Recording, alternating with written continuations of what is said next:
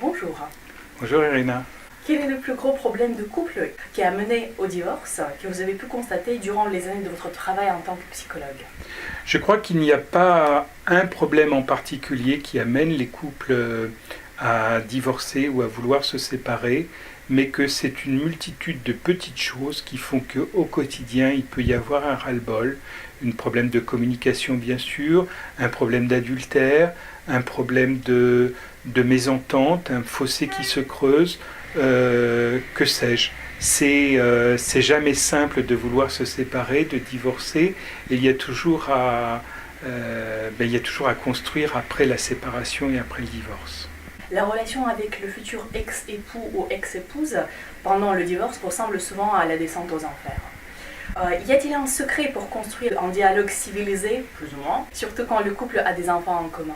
Je crois que ce qui est important au moment du divorce ou de la séparation, c'est d'accepter les choses telles qu'elles sont, et c'est-à-dire que de toute manière on ne se remettra pas ensemble, et qu'il est important de savoir qu'on a un enfant en commun et que c'est autour de cet enfant que va se construire la coparentalité. C'est-à-dire que même s'il n'y a plus de conjugalité entre nous, il y a cette coparentalité qui reste à construire.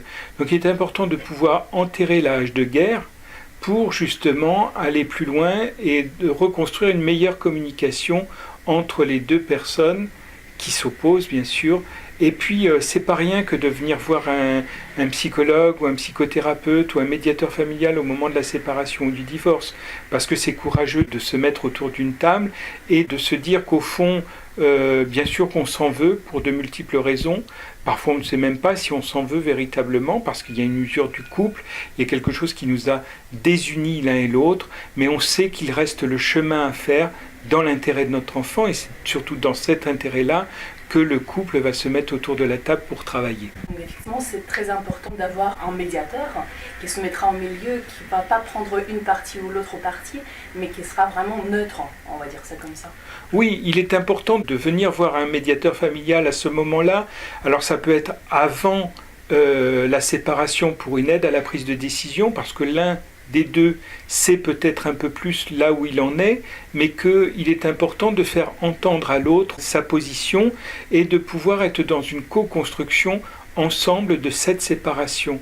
Donc c'est important de venir voir un médiateur aussi au moment de cette séparation, parce qu'on va être dans la co-construction de notre séparation, c'est-à-dire qu'on va travailler tout ce qui est bien mobilier, bien immobilier, bien sûr avant tout ce qui tourne autour de l'enfant, c'est-à-dire qui va continuer à avoir l'enfant après le divorce ou la séparation, comment ça va se passer autour des grands-parents, puisque l'enfant va être entouré des grands-parents, des oncles, des tantes, des cousins, etc.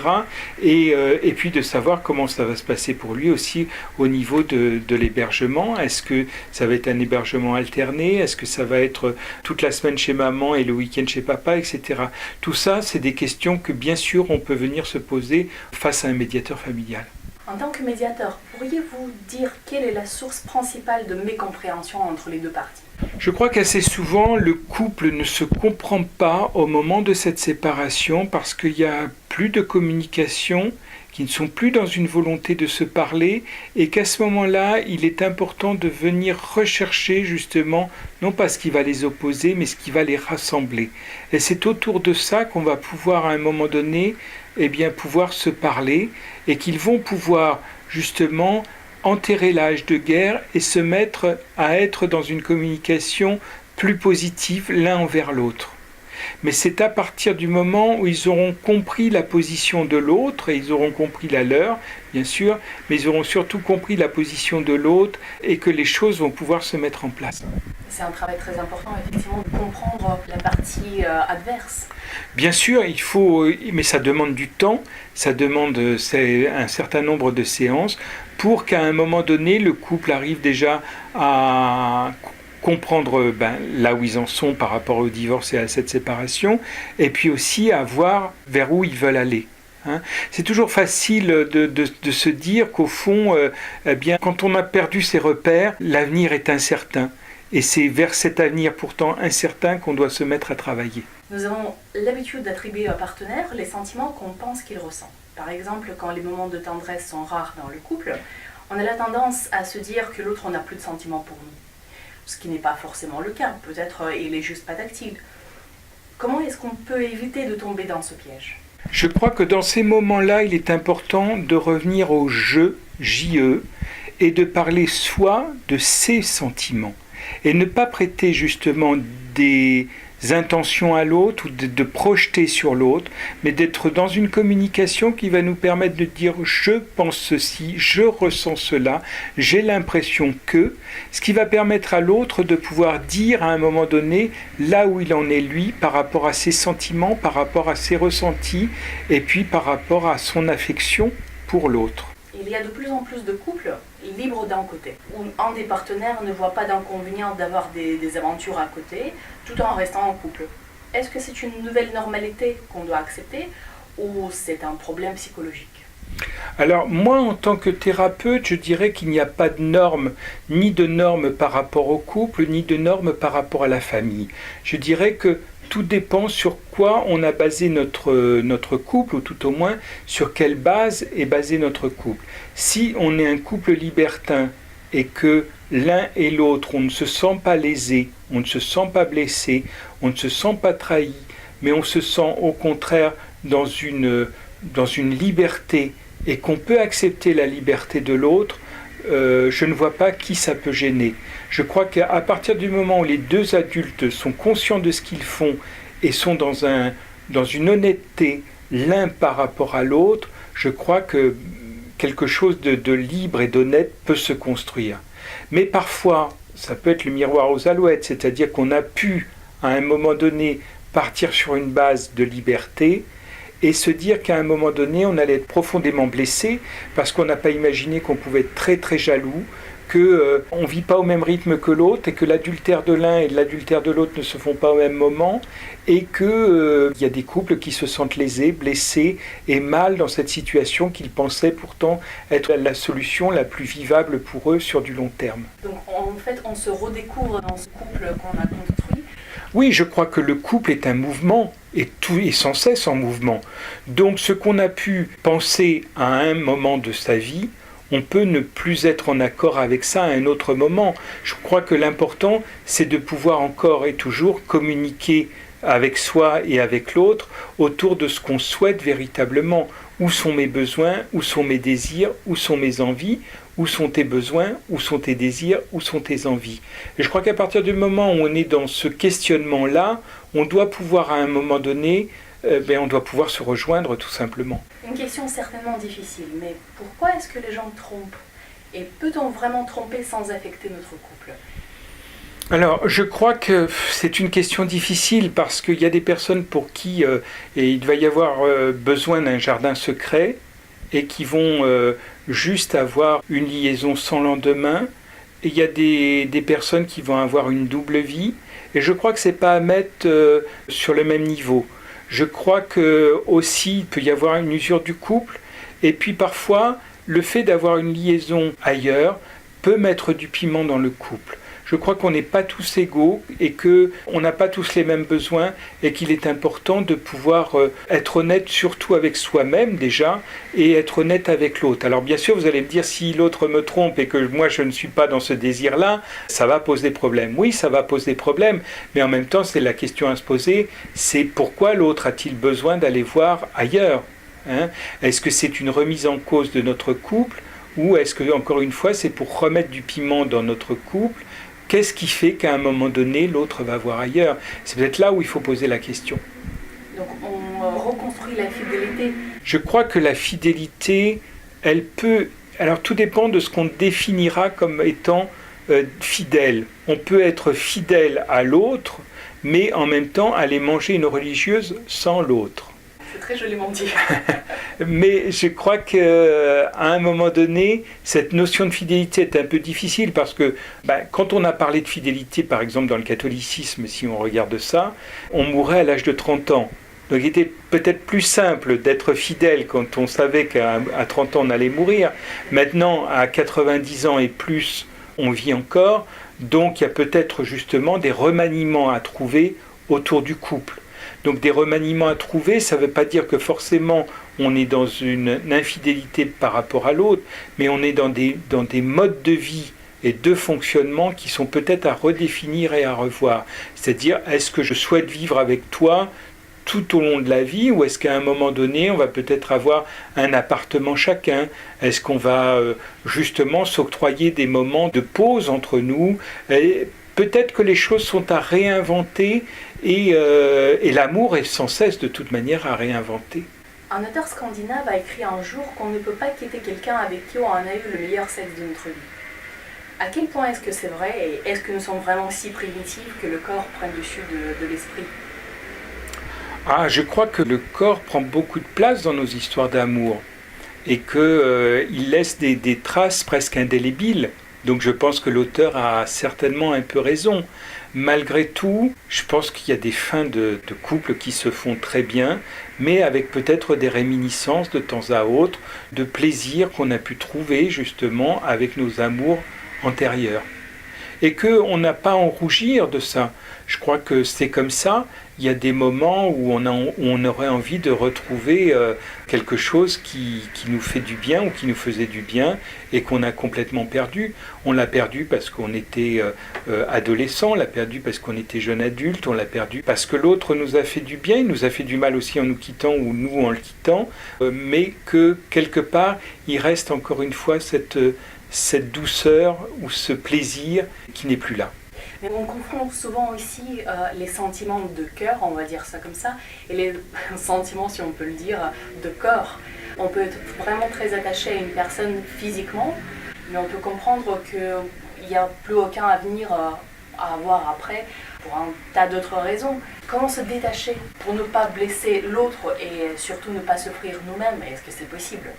Alors, je crois qu'il y a des moments dans nos amours où on pourrait imaginer justement de se dire c'est plus la personne avec qui j'ai véritablement envie d'être, et que parfois on reste parce que il y a des intérêts en commun, il y a des choses qui font que on est un peu lâche et que on n'écoute pas véritablement son moi profond, et que on reste avec l'autre sans savoir même des fois pourquoi on reste. Et ce qui est peut-être à écouter, c'est justement ce pourquoi je reste et qu'est-ce que je fais avec toi. Et de revisiter de temps à autre justement cette notion du couple, de faire presque un bilan de couple. J'entendais une fois une dame dire peut-être qu'on pourrait tous les 5 ans, par exemple, retourner en mairie pour se dire oui, ou trouver une structure qui ferait qu'à un moment donné, on revisiterait un peu notre couple pour se dire au fond où on en est. Qu'est-ce qui fait qu'à un moment donné, on est encore toi et moi ensemble? L'analyse de couple. Voilà, faire une analyse de couple ou un bilan de couple qui nous permettrait d'y voir un peu plus clair dans nos projets. Est-ce qu'on a encore des projets en commun? Est-ce que je suis encore moteur pour toi? Est-ce que tu es encore moteur pour moi? Et qu'est-ce qui fait encore vie à deux? Parce qu'au fond, on peut être dans une vie à deux tout en étant très seul et vivre une très grande solitude à deux. Très souvent, si on analyse notre passé, on peut dire que nous avons sorti avec la même personnalité, même si nous avons fréquenté de gens différents. Peut-on modifier nos envies, notre libido, pour ne plus être attirés par des gens qui ne vont jamais contribuer à notre bonheur? J'espère que la vie, justement, les épreuves de la vie, nous montrent à quel point on a pu se tromper, à quel point on n'est plus dans les mêmes désirs, et puis je crois qu'on n'aime pas de la même façon quand on a 20 ans, quand on a 30 ans, quand on a 40, 50 et plus. Je crois qu'il y a des moments où on est plus fusionnel et plus passionnel que d'autres. Il y a des moments où on va avoir plus de plaisir à être avec telle personnalité plutôt qu'avec telle autre, et de savoir un peu où on en est et ce qu'on souhaite, ça nous fait gagner du temps quand même. Fait gagner du temps dans nos amours, dans nos projets et dans notre bonheur avec nous-mêmes et dans notre plaisir avec nous-mêmes. Bien sûr, et surtout on voit beaucoup de commentaires de la part des gens qui fréquentent notre page Facebook. Par exemple, une jeune fille qui dit « moi je sors avec des garçons différents, mais en soi c'est la même personne. Ils me font souffrir, ils sont narcissiques, ils sont égoïstes, ils me traitent mal. Comment est-ce que je peux me libérer ?» Alors moi j'aurais envie de dire à cette personne, qu'est-ce qui fait que vous tombez toujours sur ce même type de personne? C'est peut-être ça qu'il faut analyser plus que les personnes qu'elle rencontre. C'est-à-dire à un moment donné, qu'est-ce qui fait que j'ai besoin moi de souffrir et de me mettre dans des situations où je souffre sans arrêt. Alors ça demande du temps, ça demande un certain nombre de séances qui vont permettre qu'à un moment donné, on sort de ce schéma pour en trouver un autre. Donc en fait, c'est la quête de souffrance. Alors oui, bien sûr, sans qu'on en ait véritablement conscience. Bien sûr qu'il y a une quête de souffrance, mais sans qu'on ait conscience de là où on en est. Donc il est important justement de visiter un peu nos histoires d'amour, mais quand je dis des histoires d'amour, c'est les mêmes histoires d'amour avec notre papa et notre maman, qui vont nous permettre de comprendre un peu dans notre schéma de vie comment on a vécu justement tous nos amours. Et souvent, en effet, on les a vécus un peu sur le même tempo. Donc c'est en ça que par exemple une thérapie peut être utile, c'est parce qu'elle va nous permettre de revisiter un peu notre façon de fonctionner et puis qu'on puisse voir là où on souffre et comment justement éviter de souffrir. Parce que tout le rôle en fait de notre avenir, c'est d'essayer de souffrir le moins possible, d'être le plus heureux et le plus libre possible. Pourquoi est-ce que les extrêmes s'attirent ? Par exemple, un garçon, un aventurier qui fait des sauts en parachute chaque week-end et elle qui a peur de partir en voyage dans un autre pays. Est-ce qu'il y a une explication psychologique et est-ce qu'il y a des chances qu'un tel couple va durer ? Je crois qu'il y a deux types de personnes qui peuvent se rencontrer. C'est soit celles qui se ressemblent beaucoup, soit celles qui au contraire ne se ressemblent pas du tout et sont vraiment à l'opposé. Mais parce que celui qui est à l'opposé, en fait, on a envie de le rejoindre parce que justement, on aimerait être un peu lui. Et puis celui qui nous ressemble, au fond, il est un peu confortable parce que comme il nous ressemble, il est un peu comme nous, donc on le comprend. Et donc, à partir de là, c'est comment est-ce qu'on va justement trouver un équilibre, que ce soit avec celui qui nous ressemble ou celui qui ne nous ressemble pas, pour que notre avenir puisse se construire et durer. Parce qu'au fond, la question, elle est là. C'est comment est-ce qu'on peut faire durer un couple où les deux sont opposés.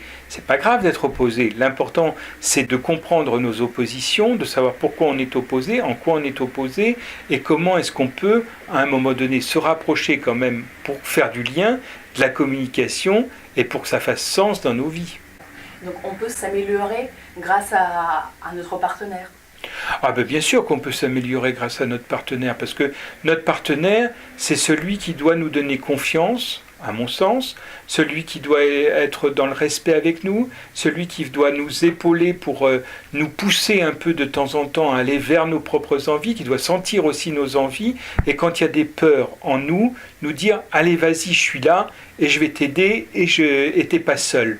C'est là où justement c'est important d'avoir l'autre. C'est-à-dire c'est cette épaule sur laquelle on peut se reposer et qui va nous permettre d'être plus en confiance et avec nous-mêmes et avec l'autre, puisque l'autre c'est aussi notre couple, et donc étant en confiance avec nous-mêmes et avec l'autre, on sera plus fort et l'un et l'autre. Et enfin, quel conseil majeur pourriez-vous donner aux personnes qui passent actuellement par le divorce ou qui y songent ? Alors, je donne jamais de conseils. Mais je dirais aux personnes qui souhaitent ou qui sont dans un projet de divorce ou de séparation ou de conflit familial, d'aller voir un thérapeute ou familial ou d'aller voir un médiateur familial pour essayer, même ne serait-ce pendant une séance, d'essayer de comprendre ce qui se passe pour eux, d'essayer de se dire qu'au fond, même si c'est impossible qu'on se remette ensemble, mais qu'au moins ensemble on puisse co-construire soit notre coparentalité, soit notre séparation, qu'on enterre cette hache de guerre et qu'on soit plus positif l'un avec l'autre malgré tout, et malgré les épreuves, et malgré les blessures, et malgré tout ce qui a pu se passer et qui fait qu'à un moment donné on est obligé de se séparer. Voilà. Et je dirais que pour soi-même, pour faire le deuil, il est important d'aller voir quelqu'un qui va nous accompagner pendant ce temps du deuil. Parce que c'est douloureux un deuil de séparation.